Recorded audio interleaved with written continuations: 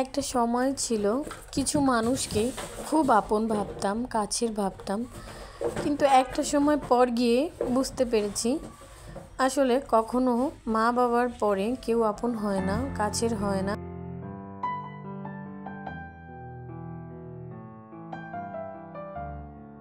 Hello everyone, আসসালামু আলাইকুম। সবাই কেমন আছেন? কাছে দূরে যে যেখানে আছেন, আশা রাখছি সবাই আল্লাহর অশেষ রহমতে ভালো আছেন। আমরাও আলহামদুলিল্লাহ ভালো আছি। তো বেশ কিছুদিন পর ভিডিও বানাতে বসেছি। জানি সবাই হয়তো আমার ভিডিওটা দেখবেন না, আর যারা দেখবেন তাদেরকে বলবো ছোট্ট একটা লাইক করে দিতে। আর যারা সবসময় দেখেন তাদের তো আর আসলে ধন্যবাদ দিয়ে ছোট করব না, তাদেরকে অনেক অনেক ভালোবাসা, তাদের জন্য অনেক অনেক শুভকামনা।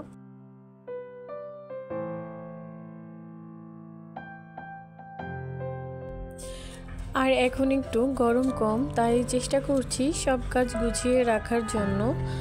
যতদূর সম্ভব কাজগুলো গুছিয়ে নিলে হবে কি, বেশি গরম যখন পড়বে তখন একটু কষ্ট কম হবে।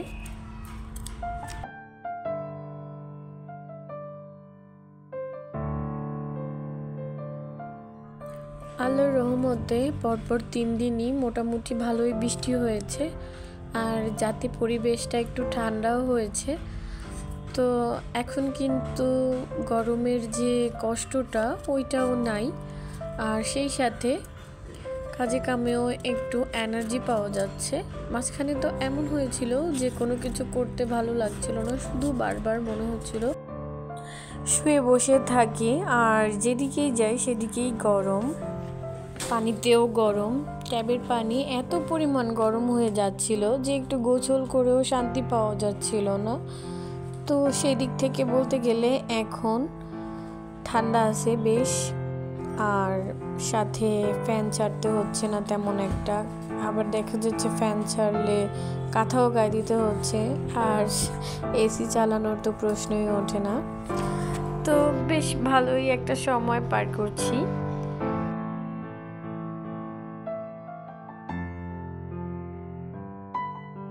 সত্যি কথা বলতে গেলে পৃথিবীতে কেউই আপন না। আমাদের এই পৃথিবীতে আমরা একা এসেছি, আর যেতেও হবে আমাদের একার। জীবনে যখন স্ট্রাগলের সময় হয় তখন প্রতিটা ক্ষেত্রে দেখবেন লড়াইটা কিন্তু দিন শেষে আপনাকে একাই লড়তে হয়।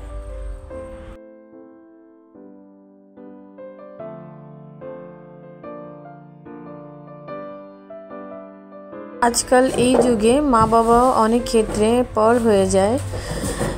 অনেক মা বাবা আছে যেই সন্তানের টাকা বেশি থাকে শুধুমাত্র সেই সন্তানকেই আপন মনে করে, আর যেই সন্তানের আর্থিক সচ্ছলতা একটু কম থাকে সেই সন্তানকে খুব একটা বেশি আগ্রহের চোখে বা ভালোবাসার দৃষ্টিতে দেখে না। এটা বর্তমানে প্রায় ঘরে ঘরে সব জায়গায় দেখি। এটা যদিও মানুষ বলে থাকে যে ছেলে মেয়ে সবই সমান বাবা মার কাছে, তবে এটা একেবারেই ভুল কথা। এটা আপনি নিজের জীবনে হয়তো ভালো আছেন, তবে আপনার আশেপাশে একটু তাকালেই দেখতে পারবেন এক পরিবারে 3 ভাইয়ের মধ্যে সবসময় এক ভাইকে বেশি প্রাধান্য দেওয়া হবে। ওই ভাই যে ভাই কিনা অনেক বেশি মাস শেষে টাকা ইনকাম করে মা বাবার হাতে দিতে পারে, তাকে দেখবেন মাছের মাথাটা দেওয়া হবে, সব সময় তার প্রিয় খাবারগুলো তাকে বেশি করে দেওয়া হবে। তো এটা শুধুমাত্র আপনার আমার ঘরে নয়, প্রতিটা ঘরে প্রত্যেকটা জায়গায় দেখবেন কিছু ডিফারেন্ট আছে, যে ছেলে মেয়ের মধ্যেও কিছু তফাৎ রয়েছে। কোনো পরিবারে দেখা যাচ্ছে মেয়েদেরকে এত বেশি ভালোবাসে, ওই পরিবারের ছেলেটা অনেক বেশি অবহেলিত হয়ে থাকে। আবার দেখা যাচ্ছে কোনো পরিবারে ছেলেকে এত বেশি লাই দেয়, এত বেশি ভালোবাসে, মেয়েদেরকে তুচ্ছ তাচ্ছিল্য করে। এমন অনেক চোখের সামনে দেখা পরিবেশ পরিস্থিতি দেখেছি, পরিবার দেখেছি যারা কিনা এই জিনিসগুলো করে। তো সমাজে সবাই প্রচলিত কথায় বলে যে বাবা মায়ের কাছে নাকি সব সন্তানরা একই, কিন্তু দেখা দৃষ্টিতে এটা কখনোই এক মনে হয় না। তবে হয়তো বা বাবা মার ভিতরে সন্তানের অসুবিধা হলে কষ্ট হলে সবার জন্যই একই রকম মায়া কাজ করে। কিন্তু খেয়াল করে দেখবেন যে সন্তান বেশি টাকা ইনকাম করে তার প্রতি একটু ভালোবাসার বহিঃপ্রকাশটা বেশিই থাকে। তবে এইটা আসলে বাবা মার ভালোবাসা নাকি বহিঃপ্রকাশ সেটা কিন্তু বুঝতে পারি না। কথা বলতে বলতে কিন্তু অনেক কাজ করে ফেলেছি, দুপুরের রান্নাটাও বসিয়ে দিয়েছি। আর এই তো দেখতেই পেয়েছেন কি বসালাম, এটা হচ্ছে খাসির মাংস। আর এটাকে আমি এইভাবেই রান্না করি। তো অনেক সময় অন্যভাবেও রান্না করি, তবে এটা একটু স্পেশাল, কারণ এভাবে রান্না করলে টেস্টটা অনেক অনেক বেশি হয়। আর আমি হচ্ছে সবসময় একটু কষিয়ে, প্রেশার কুকারে অনেকে আছে মেখে ঝুঁকে রান্না করে দেয়, কিন্তু আমি কষিয়ে রান্না করি আর ওইটার টেস্টটা অনেক বেশিই হয়। আর খাসির মাংস দেখবেন যে একটা গন্ধ থাকে, ওই গন্ধটা কিন্তু আবার সবাই নিতে পারে না। তো পেঁয়াজটা ব্রেস্তা করে দিলে ওই গন্ধটা আর থাকে না, সেটা কিন্তু অনেক বেশি টেস্টি হয়। আর এদিকে আমি ঢেঁড়সটা বসিয়ে দিয়েছি, আর এই যে মাংসটাও রান্না হয়ে গিয়েছে। আমি এখন বেড়ে দেখিয়ে দিচ্ছি এটা কেমন হয়েছে।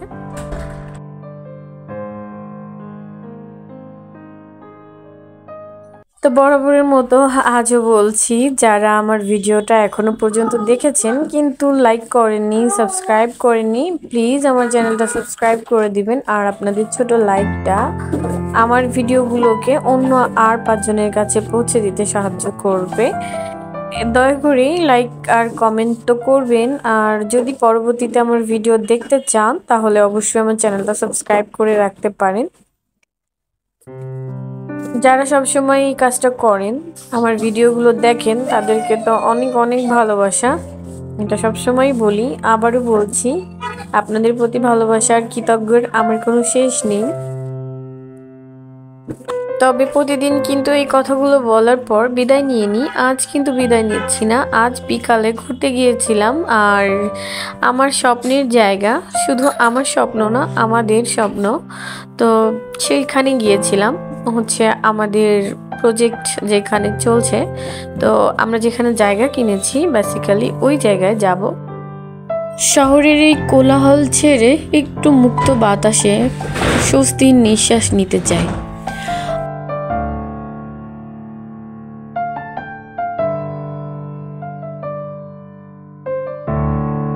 আমাদের স্বপ্নের জায়গায়, তো এইখানে আসলে আবাসিক এলাকা এটা। তো এই আবাসিকটা হচ্ছে এখনো ডেভেলপিং চলছে, পুরোপুরি ডেভেলপ হয়ে পারেনি।